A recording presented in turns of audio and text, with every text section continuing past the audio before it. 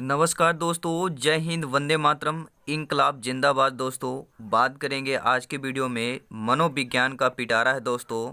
और ये वो प्रश्न है, सभी आपके एग्जाम में आने वाले संभावित प्रश्न रहेंगे या एग्जाम में आए हुए प्रश्न रहेंगे, प्रीवियस ईयर के क्वेश्चन रहेंगे। तो टॉप 25 क्वेश्चन है। वीडियो बहुत ही इंपॉर्टेंट है और सिलेक्शन वाली वीडियो है दोस्तों बाय जायसवाल सर, आपके अपने यूट्यूब चैनल शिक्षा जगत के चैनल मात्र जायसवाल कोचिंग सेंटर पर। दोस्तों आइए शुरू करते हैं। पहला प्रश्न स्क्रीन पर है। बात करेंगे प्रश्नों की। हम यहाँ पर केवल प्रश्नों की बात करेंगे, कंसेप्ट की बात करेंगे। हमें केवल ध्यान देना है प्रश्नों पर। पहला प्रश्न क्या पूछ रहा है दोस्तों? कौन सा परीक्षण छात्र की सृजनात्मकता के मापन से संबंधित नहीं है? ऐसा कौन सा परीक्षण है जो छात्र के सृजनात्मकता के मापन से संबंधित नहीं? ये पॉइंट नोट है, सृजनात्मकता।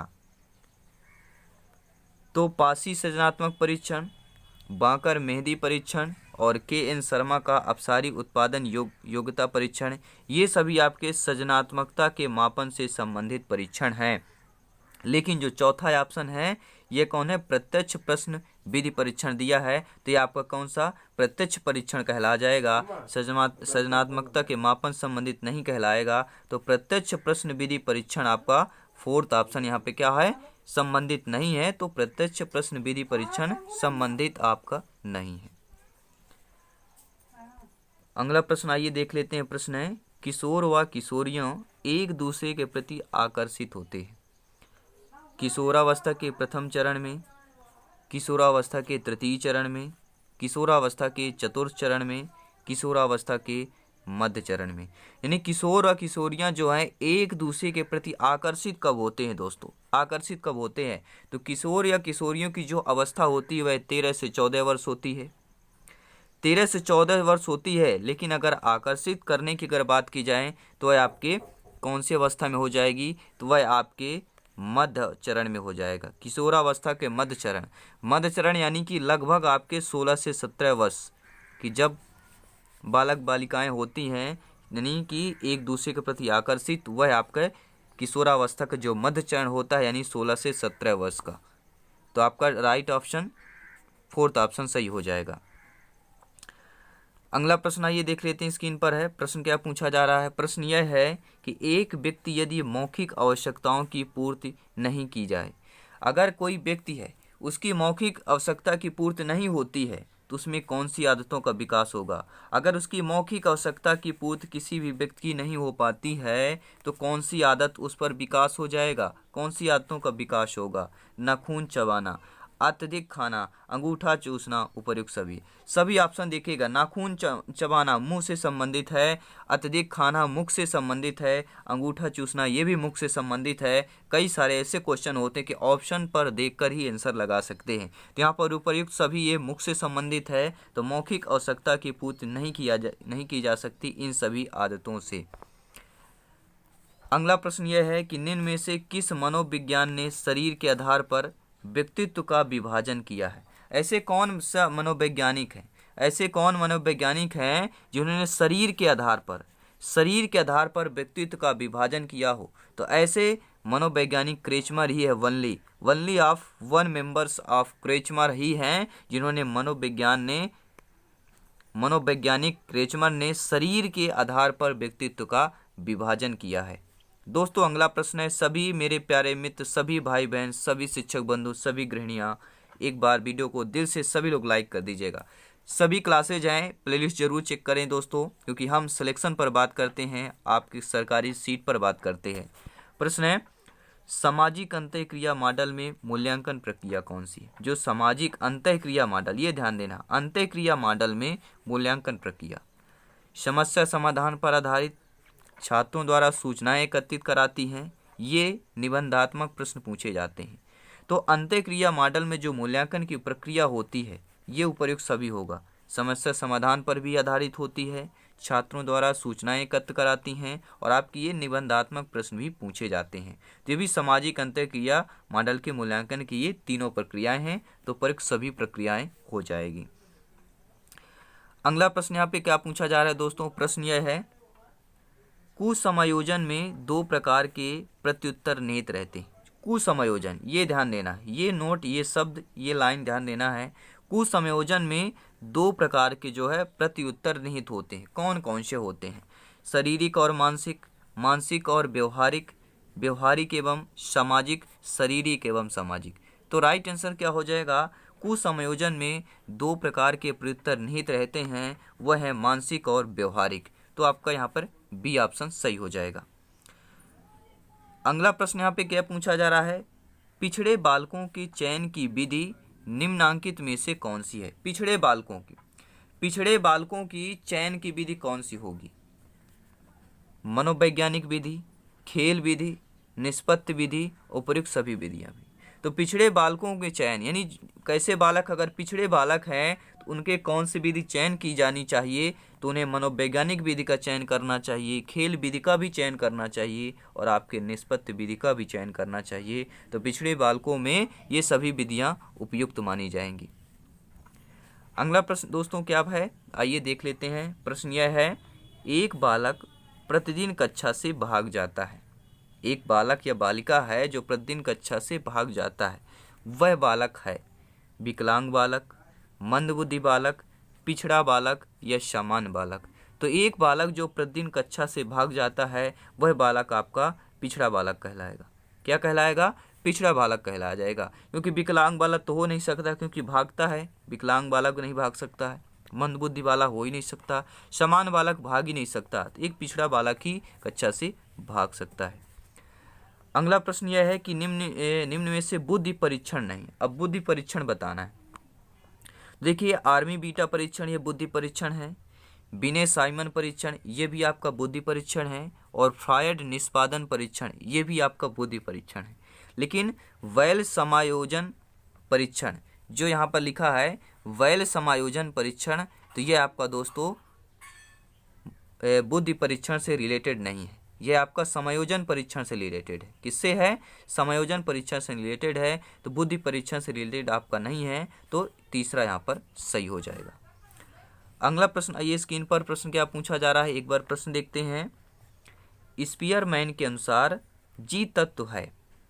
स्पीयरमैन के अनुसार जी तत्व, यहाँ पे जी तत्व ने स्पीयरमैन यहाँ पे किया था, तो जी तत्व है जन्मजात है, अर्जित है, एक व दो दोनों ही, इनमें से कोई नहीं। तो स्पीयरमैन के अनुसार जी तत्व जो है वह जन्मजात है दोस्तों। जी तत्व जन्मजात है। और एक तत्व आता है, देखिए स्पीयरमैन ने दो यहाँ पे तत्व किया था, एक जी तत्व है और एक आपका एस तत्व है। तो जी तत्व होता है जन्मजात और एस तत्व होता है जो स्पेशल योग्यताएं होती हैं, उसे एस कैटेगरी में रखा गया है। स्पेशल जो योग्यताएं होती हैं, अतिरिक्त योग्यताएं, उन्हें स्पीयरमैन ने सेकंड तत्व माना है। पहला है आपका जी और एस, दो फैक्टर हैं, जी फैक्टर एस फैक्टर, और एक तीसरा फैक्टर इन्होंने किया इन दोनों के लिए। इन दोनों के लिए एक स्मॉल जी फैक्टर लाया। स्मॉल जी फैक्टर का मतलब क्या होता है? इन दोनों को साथ में बांधे रखना, जन्मजात और आपका स्पेशल योग्यताओं को, यानी जी फैक्टर एस फैक्टर को स्मॉल जी क्या करता है? इन दोनों को बांधे रखता है। तो ये स्मॉल जी आपका फैक्टर लाया गया। अगले क्वेश्चन की बात करेंगे। प्रश्न यह है कि बुद्धि परीक्षण को कितने भागों में विभक्त किया गया है। यह प्रश्न बहुत बार दोस्तों पूछा गया है। तो बुद्धि परीक्षण को कितने भागों में विभक्त किया गया है? तो आपके दो भागों में विभक्त किया गया है। पहला आपका भाग है शाब्दिक, दूसरा कौन सा है आपका? अशाब्दिक। दूसरा यहाँ पे क्या हो जाएगा दोस्तों? अशाब्दिक, यहाँ पे अ लगा दीजिए, यानी शाब्दिक और अशाब्दिक दो तत्व यहाँ पे, यानी कि बुद्धि परीक्षण को दो भागों में विभक्त किया है, शाब्दिक और अशाब्दिक दो भाग हैं इसके। अगला प्रश्न देख लेते हैं दोस्तों। प्रश्न क्या है? प्रश्न है, छात्रों के व्यक्तित्व को मापने और परामर्श देने के लिए पद्धति का प्रयोग किया जाता है। किस पद्धति का प्रयोग किया जाता है? छात्रों में व्यक्तित्व को मापने और परामर्श देने के लिए, छात्रों या छात्राओं को बालकों में या व्यक्तित्व को मापने और परामर्श देने के लिए किस पद्धति का प्रयोग किया जाता है? तो व्यक्तित्व मापना और परामर्श देना यह आपके साक्षात्कार विधि में प्रयोग किया जाता है। किस पद्धति में? साक्षात्कार विधि पद्धति पर किया जाता है। व्यक्तित्व को मापना और परामर्श देना। कौन से? छात्रों के व्यक्तित्व, ये भी नोट कर लेना। छात्रों, बालक बालिकाओं के व्यक्तित्व और परामर्श देने की, मापने की उपयुक्त विधि आपकी साक्षात्कार विधि है। अगला प्रश्न यह है कि व्यक्तियों में किसके कारण आनुवंशिक रूप से भिन्नता होती है? व्यक्तियों में जो आनुवंशिक रूप से भिन्नता होती है किसके कारण होती है? जन्म के कारण, माता पिता के कारण, परिवार के कारण या जीन्स के कारण? तो दोस्तों, जो व्यक्तियों में आनुवंशिक भिन्नता होती है, आनुवंशिक रूप में भिन्नता होती है, वह जीन्स के कारण होती है। किसके कारण? जीन्स के कारण होती है। अगला प्रश्न दोस्तों, प्रश्न यह है, व्यक्तियों में किसके कारण आनुवंशिक रूप से भिन्नता होती? जो व्यक्ति होती है किसके कारण? यह जीन्स के कारण होती है। अगला प्रश्न लेंगे। प्रश्न यह है कि किन मनोवैज्ञानिकों ने अधिगम विधि के रूप में बाह्य प्रेरणा को आंतरिक प्रेरणा की तुलना में निम्नतर माना है? यानी जो मनोवैज्ञानिक ने अधिगम विधि के रूप में, किस विधि के रूप में? अधिगम विधि के रूप में जो है आपका यहाँ पर अधिगम विधि के रूप में बाह्य प्रेरणा को आंतरिक प्रेरणा की तुलना में निम्नतर बताया है, यानी आंतरिक को ज़्यादा और बाह्य को कम बताया है। तो कौन से आपके मनोवैज्ञानिक हैं? तो वह आपके मनोवैज्ञानिक हैं प्रेक्षी, रॉबिन्सन एवं हॉरेक्स ने। ये तीन आपके मनोवैज्ञानिक हैं जिन्होंने बाह्य प्रेरणा को आंतरिक से कम बताया है, यानी कि यह आंतरिक को बाह्य प्रेरणा से ज़्यादा बताया है। अगला प्रश्न है, प्रश्न यह पूछा जा रहा है कि व्यक्तित्व यानी व्यक्तित्व सीखने योग्य व्यवहारों का आदर्श संग्रह, यह किसका कथन है? जो व्यक्तित्व है वह आपका सीखने योग्य व्यवहारों का आदर्श संग्रह है। व्यक्तित्व जो है सीखने योग्य व्यवहारों का आदर्श संग्रह है, यह किसका कथन है? तो यह एकमात्र आप स्किनर है, उनका कथन है। स्किनर ने कहा है, स्किनर जी ने कहा है, स्किनर वैज्ञानिक ने कहा है कि व्यक्तित्व जो है सीखने योग्य व्यवहारों का आदर्श संग्रह है। अगला प्रश्न दोस्तों स्क्रीन पर ले रहे हैं कि छात्रों के भाषागत विकास में सबसे अधिक प्रभाव डालने वाला भाज्य है सामाजिक परिस्थिति, यह किसका कथन है? अब यहाँ पे नोट करना है कि सामाजिक परिस्थिति की बात की गई है दोस्तों, सामाजिक परिस्थिति की बात की गई है। तो छात्रों के भाषागत विकास में सबसे अधिक प्रभाव डालने वाला भाज्य जो सामाजिक परिस्थिति है, यह किसका कथन है? तो यह वाइगोस्की का कथन है। किसका है? वाइगोस्की का कथन है। फोर्थ ऑप्शन सही हो जाएगा। अगला प्रश्न दोस्तों है, प्रश्न यह है, पेशी संबंधी विकास के लिए सबसे उचित कार्यकलाप कौन सा है? पेशी संबंधी विकास, ये नोट कर लेंगे। पेशी संबंधी विकास के लिए सबसे उचित कार्यकलाप कौन सा है?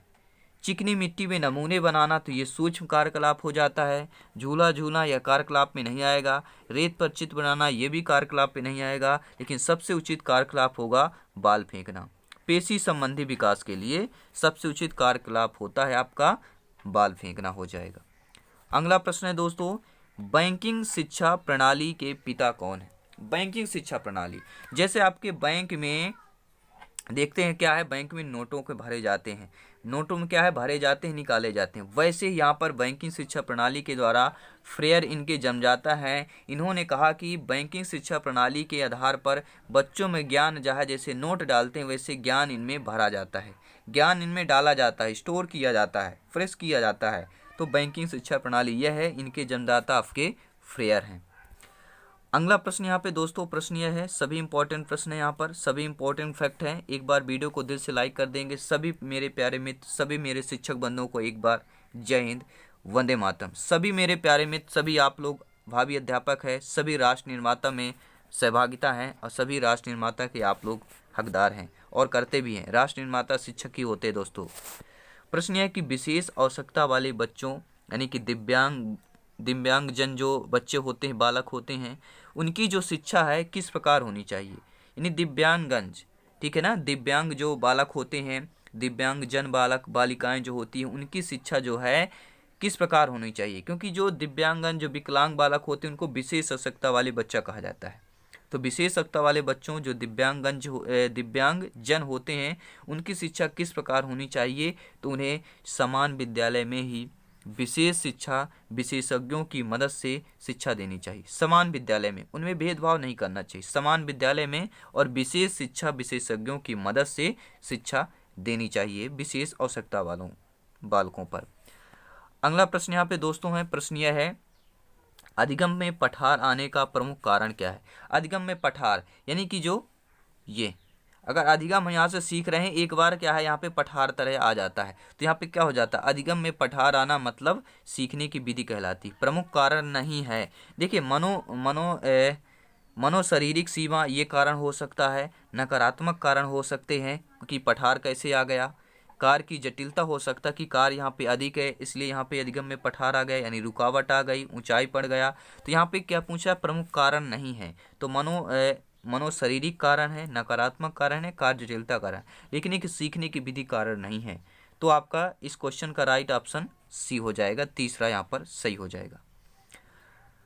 अगला प्रश्न दोस्तों यहाँ पे लेंगे। प्रश्न क्या पूछा जा रहा है, सर्व शिक्षा अभियान किस आयु वर्ग के बच्चों को अनिवार्य एवं मुफ्त शिक्षा उपलब्ध कराने का लक्ष्य रखता है? जो सर्व शिक्षा अभियान है दोस्तों, वह 6 से 14 वर्ष के आयु के बच्चों को अनिवार्य एवं मुफ्त शिक्षा उपलब्ध कराने का लक्ष्य रखता है। कितने? 6 से 14 वर्ष के आयु के बच्चों के लिए। अगला प्रश्न है, अगला प्रश्न क्या है, प्रश्न ये पूछा जा रहा है कि शिक्षक जो है छात्रों में सृजनात्मकता के विकास के लिए छात्रों में जिज्ञासा उत्पन्न करना चाहता है। शिक्षक शिक्षिकाएं जो है, अध्यापक अध्यापिकाएं जो है छात्रों में सृजनात्मकता के विकास के लिए, किसके? छात्रों में सृजनात्मकता के विकास के लिए छात्रों में जिज्ञासा उत्पन्न करना चाहते हैं, रुचि उत्पन्न करना चाहते हैं। जिसके लिए वह छात्रों से क्या पूछ सकते हैं? जानवर की तरह मनुष्य बोलने लगे, शोर निकलना बंद हो जाए, यानी ऐसे प्रश्न। सृजनात्मकता का मतलब हो गया विकास अगर करना है, जिज्ञासा उत्पन्न करना है, ऐसे क्वेश्चन जिसके उत्तर अनेक हो, जिसके उत्तर अनेक हो। जैसे जानवर की तरह मनुष्य बोलने लगा, तो यहाँ पर सबके अपने अपने उत्तर होंगे। सूर निकलना बंद हो जाए तो सब लोग अपने अपने मत होंगे, सब लोग अपने अपने उत्तर देंगे, यानी अनेक उत्तर, अगर यहाँ पे अनेक ऑप्शन आ जाए उत्तर में, तो यह सृजनात्मकता के विकास के लिए छात्रों में जिज्ञासा उत्पन्न करना चाहता है। तो 1 व 2 यहाँ पे दोनों हो जाएंगे, तीसरा ऑप्शन यहाँ पर सही हो जाएगा। और अगला प्रश्न क्या है, मानसिक विकास से अभिप्राय क्या है? मानसिक विकास, अब यहाँ पे समझिएगा, मानसिक विकास से अभिप्राय होता है ज्ञान भंडार में वृद्धि। जब आपके ज्ञान भंडार में वृद्धि होगी तो मानसिक विकास बढ़ेगा, मानसिक का विकास होगा। मानसिक मतलब क्या होता है? आपके ज्ञान का विकास, वही होता है मानसिक विकास। IQ लेवल वही है दोस्तों। अगला प्रश्न है, बच्चों में संवेगात्मक समायोजन प्रभावी होता है। कौन सा ऑप्शन यहाँ पे सही होगा? जो बच्चे होते हैं उनमें संवेगात्मक समायोजन प्रभावी होता है, व्यक्तित्व निर्माण में होता है, कक्षा शिक्षण में होता है, अनुशासन में होता है, या उपयुक्त सभी में। तो बच्चों में जो संवेगात्मक समायोजन प्रभावी होता है, व्यक्तित्व निर्माण में भी होता है, कक्षा शिक्षण में भी होता है, और आपके अनुशासन में भी होता है। तो ये सभी उपयुक्त सभी में संवेगात्मक संयोजन प्रभावी होता है। अगला प्रश्न दोस्तों क्या है, प्रश्न यह है कि सृजनात्मक शिक्षण प्रतिमान में मूल्यांकन किया जाता है। जो सृजनात्मक शिक्षण है इसके प्रतिमान में मूल्यांकन किया जाता है तो प्रयोगात्मक परीक्षा द्वारा किया जाता है। सृजनात्मक शिक्षण के प्रतिमान में जो है मूल्यांकन आपके प्रयोगात्मक परीक्षा द्वारा किया जाता है। अगला प्रश्न यहाँ पे क्या है, प्रश्न बहुत ही अच्छा इंपॉर्टेंट है, एक बार ध्यान दीजिएगा। ऐसे प्रश्न बहुत बार एग्जाम में पूछे गए हैं कि एक आजीवन अविवाहित महिला नर्सिंग होम या नर्सरी स्कूल बनवाकर अपनी दमित इच्छाओं की पूर्ति करती है तो वह किस रक्षा युक्त को अपनाती है? अब यहाँ पे बहुत ही समझने वाली बात है, समझदार शिक्षक, समझदार अभिभावक और समझदार कैंडिडेट ही इसका आंसर दे पाएंगे। एक आजीवन अविवाहित यानी जीवन भर वह अविवाहित महिला रही हो, उसके बच्चे नहीं हैं, वह नर्सिंग होम या नर्सरी स्कूल खोलती है, बनवाती है, फिर उसमें जो दमित इच्छाएं अपनी पूर्ति करती है, वह किस रक्षित को? अपनी जो नर्सरी स्कूल बनवाती है, बच्चों को पढ़ाती है, यानी कि वह जो अपनी दमित इच्छाएं थी, उनके जो इच्छाएं दबी हुई थी उसको वह पूर्ति करने के लिए सारा चीज़ें करती है, ये सारी चीज़ें करती हैं। तो वह किस रक्षा युद्ध को अपनाती है? मनोविलास। देखिए कोई भी इच्छाएं पूरी करें, वो भी नर्सिंग होम नर्सरी बच्चों के लिए, वो भी अविवाहित महिला है, तो मनोविलास तो हो नहीं सकता है, प्रतिगमन हो नहीं सकता है, आपका प्रक्षेपण हो नहीं सकता है। तो सही होगा उदात्तीकरण। उदात्तीकरण यहाँ पर सही ऑप्शन हो जाएगा दोस्तों। तो ये रहे दोस्तों आपके महत्वपूर्ण 25 प्रश्न। उम्मीद करता हूँ ये 25 प्रश्न बहुत ही अच्छे लगे होंगे दोस्तों, और वीडियो अच्छा लगा हो तो लाइक और शेयर जरूर कीजिएगा, क्योंकि हम बात करते हैं आपके सिलेक्शन की बात करते हैं दोस्तों। हम आपके एक सरकारी सीट की बात करते हैं। सब्सक्राइबर लाइक मायने नहीं रखता, लेकिन एक परिवार है, एक परिवार में जुड़े रहने के लिए, परिवार को बड़ा करने के लिए, परिवार को सपोर्ट करने के लिए आप चैनल को सब्सक्राइब, लाइक और शेयर जरूर कर सकते हैं दोस्तों। और कुछ भी अच्छा लगता है हम तो लाइक करते हैं, आई लाइक इट। किसी को अगर हमें कोई भी लड़का या लड़की पसंद है उसको भी लाइक करते हैं, बोलते हैं आई लाइक इट। तो वह उसी तरह भी आप वीडियो भी लाइक और शेयर करते रहें दोस्तों। तो दोस्तों मिलते हैं नेक्स्ट क्लास में, तब तक के लिए जय हिंद, वंदे मातरम, धन्यवाद।